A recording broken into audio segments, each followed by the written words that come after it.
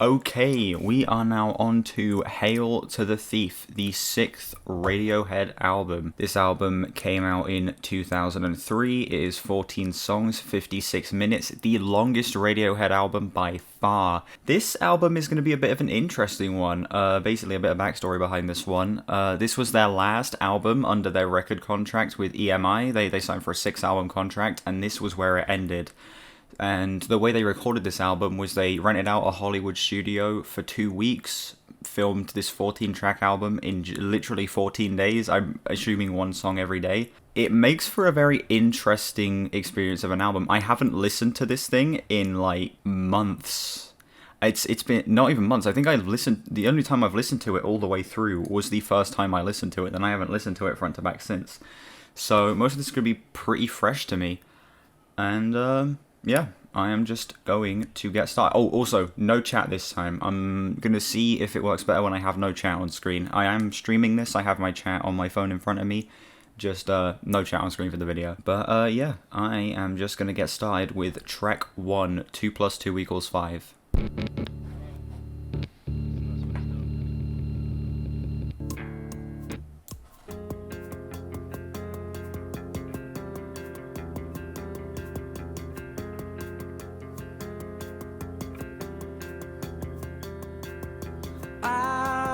Such a dreamer to put the world to rights.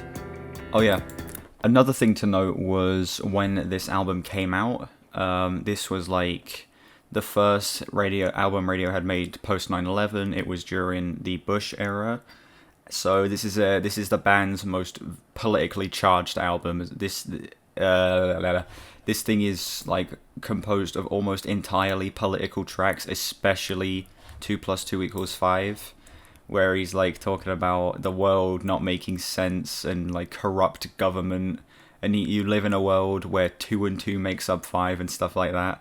So that's another thing I wanted to quickly point out before we properly get into it. It's the devil's way now. Ooh. There's no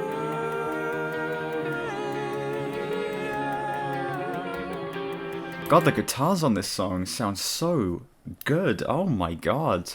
I love, like, this is like one of the best, like, sounding Radiohead songs, full stop, in terms of, like, guitar tones and stuff. They sound incredible.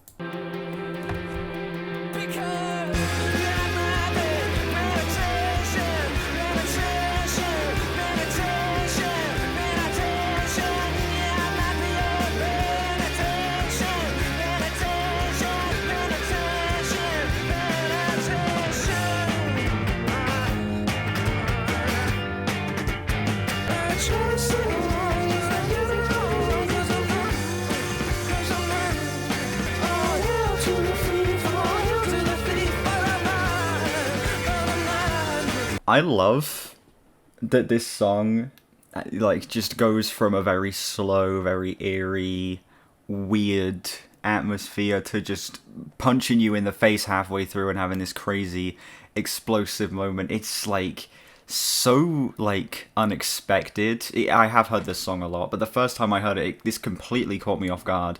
And I honestly think it works so well. This is like genuinely maybe my favorite album opener from any Radiohead album.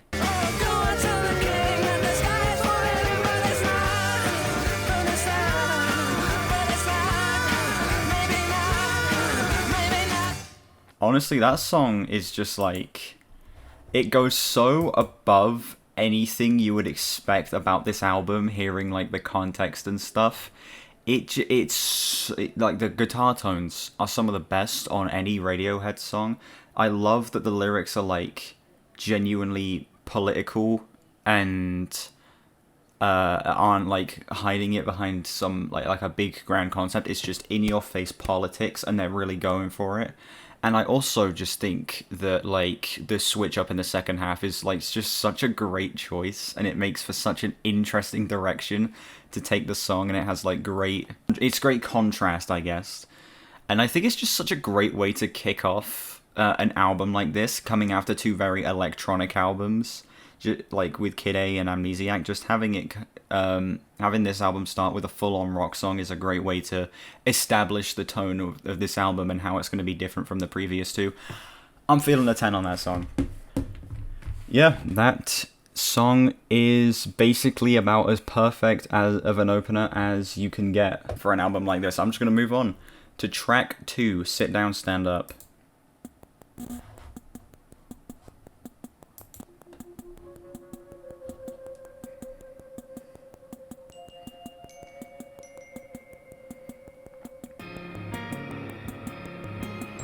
Sit down, stand up. Look into the jaws of hell. You can definitely see a lot of overlap from Amnesiac onto this album with songs like this. This just feels like a song that would be on Amnesiac. I think the electronics sound fine. I think the vocals sound fine. It's nothing incredible. It just sort of feels like it's being experimental and electronic for the sake of it, the same way a lot of the stuff on Amnesiac felt.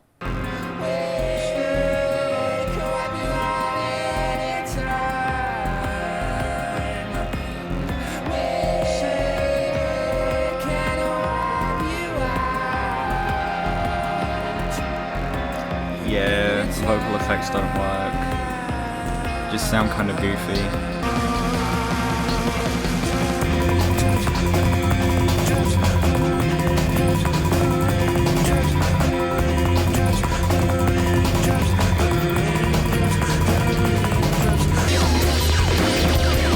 The pew pew pew noises, are you kidding me? This is the first song where you can really see that they spent 2 weeks on this album. This song feels very slapped together, especially in the first half. You can tell they have like a good idea here, but they didn't really give it enough time to execute it properly. With stuff like the goofy vocal effects coming in, and like the very tacky sounding electronics. I think the second half works very well. I love the fact that it has another like explosive moment in the second half. But I think a lot of the instrumental ideas here just don't really work all that well and sort of diminish the very exciting second half. I'm feeling like a 5 on that song. Has stuff I like, has stuff I dislike. It definitely feels like an Amnesiac song, but I think it's different enough to the point where I don't dislike it, I'm just sort of indifferent on it. We're just going to move on to the next song, which I think is Sail the Moon? Sail to the Moon? I'm right, it's Sail to the Moon.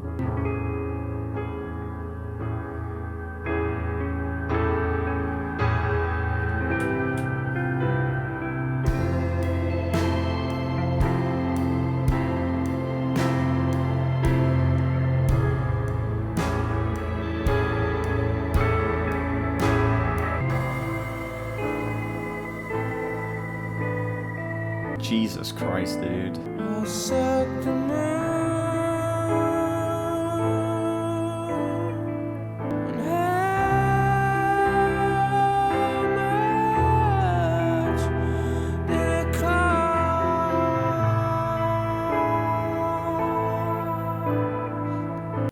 I already knew I liked this song, but Jesus Christ, what a gorgeous open. That piano is incredible.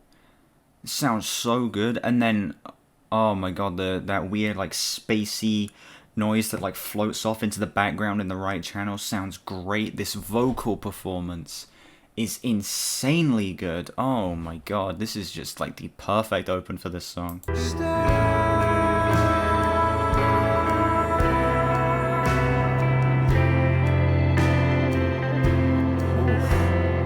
I will say I don't really get the lyrics on this song. I don't really understand what it's talking about.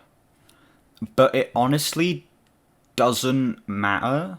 This isn't a very conceptual album. Like, it isn't trying to tell a big cohesive story, and I think just having a song that's based around a very serene sound and making it entirely like based around its sonics works very well. I think the music is doing like more than enough to make up for the fact that I'm not really connecting with the lyrics all that much.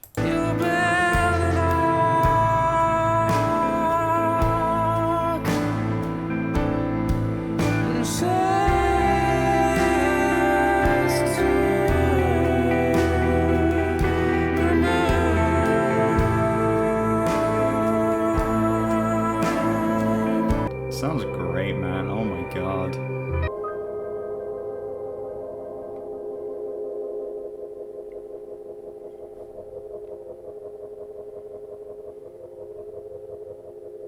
Firstly, song's at 10. That is just the most gorgeous sounding, beautifully performed song possible, dude. Oh my god. Just all of like the spacey instrumentation, that incredible piano.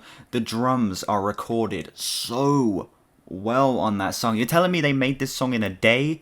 You're lying to me. There is not a chance in hell that this song was made in one day. I don't even care that I can't really follow along with the lyrics. It doesn't matter. The song isn't trying to focus on the lyrics. It's just trying to create a solid sound palette to just set you in. Like, the song's 4 minutes as well. It doesn't feel like 4 minutes. It just goes by so fast. Yeah, song is perfect. I'm just gonna move on to the next track, Backdrifts. I think we have a transition into it. Yeah. Very interesting transition.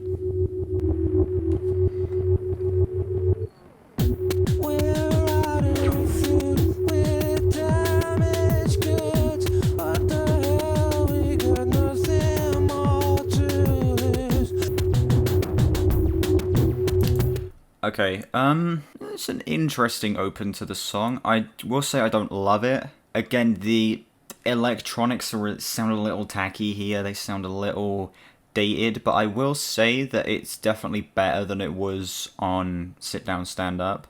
And it's keeping me decently engaged so far. Again, I don't love it, but you know, it's doing a decent job of, you know, keeping my attention. I'm backsliding. You fell into arms. You fell into arms. I love that chorus though. The vocals on that chorus are like just really like odd, but they fit the song very well. The chorus is definitely the most engaging part of this song. I think the instrumental works very well there.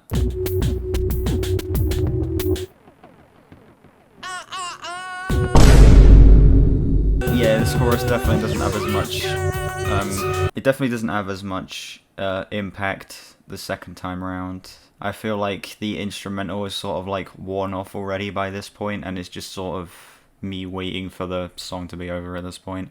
This thing's 5.5 minutes. It should not be that long. There are some interesting production elements here, like some things like mixed into the instrumental. Like this piano sounds great, but like the electronics as a whole just sort of sound very dated, and it's not helped by the fact that the song drags way too long.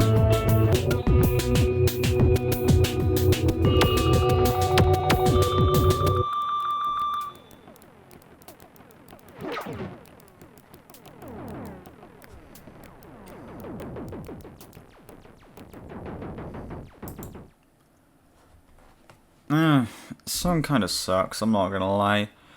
It's so long. The song is so long. It's the same problem I had on Amnesiac, where all of the songs dragged on way too much. This is that, but amplified like 10 times. This song, if it was 3 minutes, I would have a problem with it, but this thing is 5.5 minutes. This is like a 1.5-minute interlude type track, but they drag it to 5.5 minutes.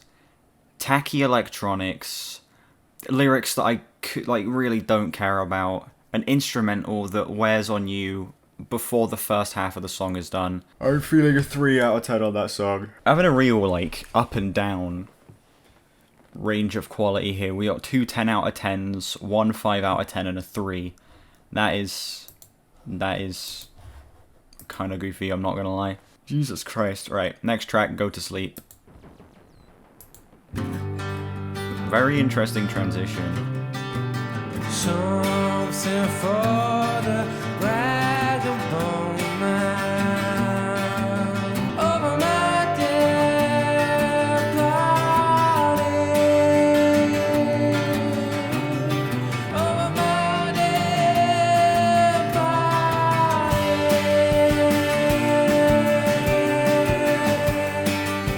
See, this album works best when they aren't incorporating the electronics and dating the songs. This song sounds great because it's an acoustic guitar. There's no real electronics involved. There's a little bit of like vocal effects, but I think they actually do work quite well here. I think it's better when they're doing what this album is meant to be, which is them proving to the world again that they are a great rock band, not just this experimental electronic band. I feel like when the album's doing that, it works best.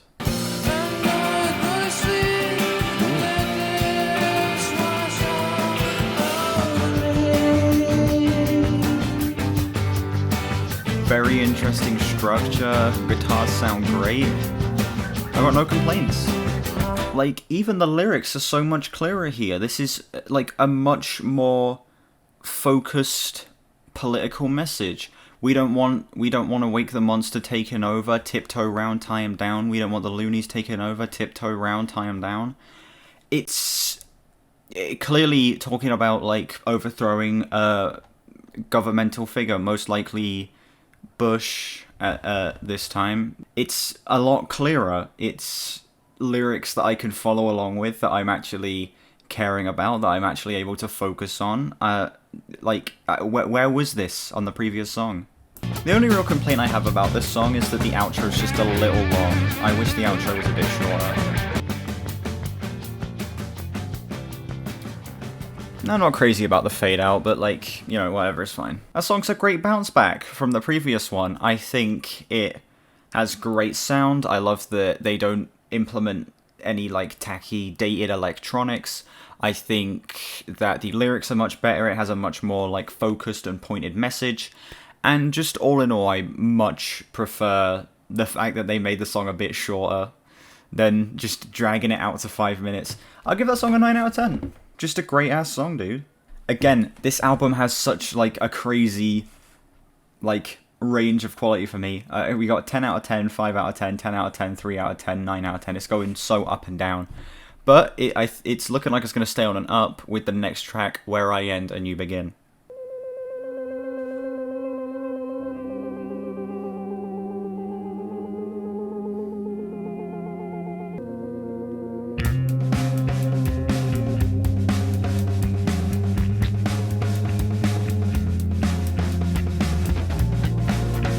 There's a gap in between. There's a gap where we, where I am and you begin. I think this song is the perfect example of how they should be implementing their electronics on this album. The focus is not on them. The focus here is on the bass and on the drums. And I think that that's like the best way they do it. Just have the electronics serve as background noise, ambience, help it build the environment of the song. Don't have it be the focus, because when it's the focus, it makes the song sound dated, and it just like doesn't work at all.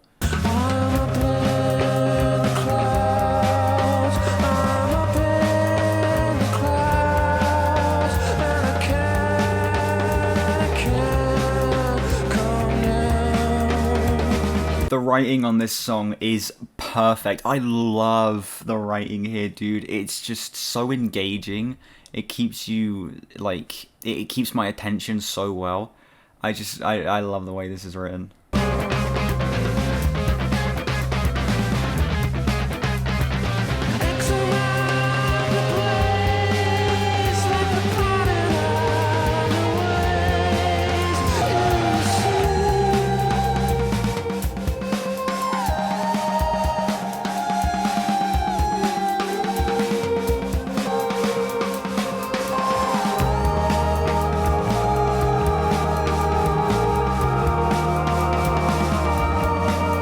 Such a great bass line there, dude. It sounds so great.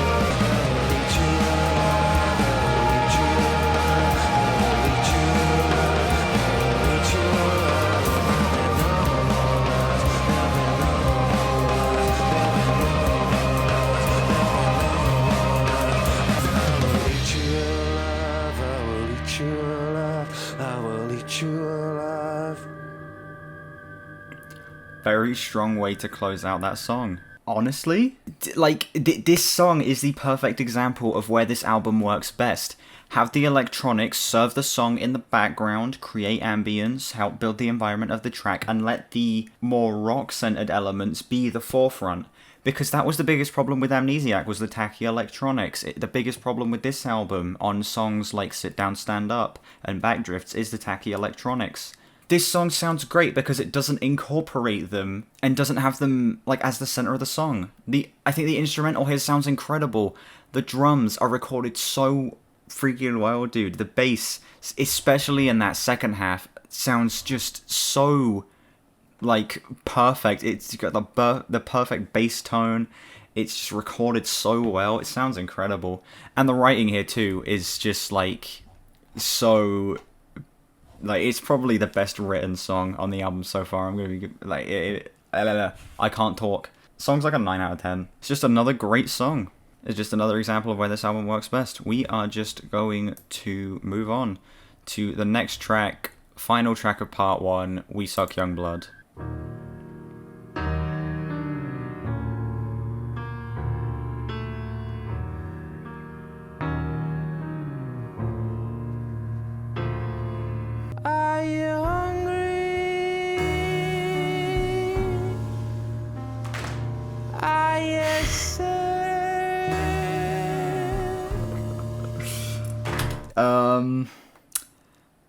Yeah, just based on the first 30 seconds, if my reaction didn't tell you enough, I really don't like this song.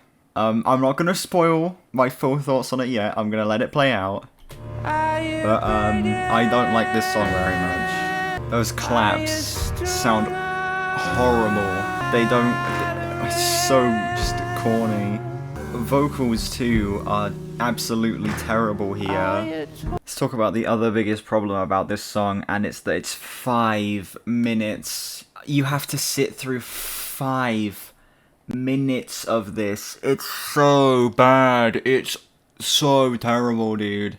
This is 5 minutes of torture. Oh, the claps are so bad.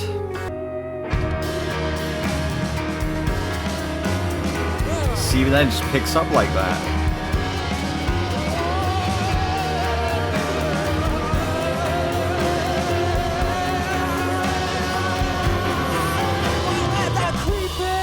And then it ruins it by going back into this. You could have had an actual good closing to the song, but you have 10 seconds of an interesting instrumental that sounds so incredible, dude. That little 10-second bit, perfection. And then it goes back into this, and it sounds awful again. Like, it's trying to do the same thing that Climbing Up the Walls did, having this very dark, disturbing, creepy atmosphere. But it's just failing entirely. Like, Climbing Up the Walls was so successful in what it did because it had great sound, great production, a really intense vocal performance, and such well-written lyrics. This has none of that. It's terribly written, the sound of the song is awful, and there's nothing interesting going on in the instrumentation. It just sounds terrible. It sounds corny.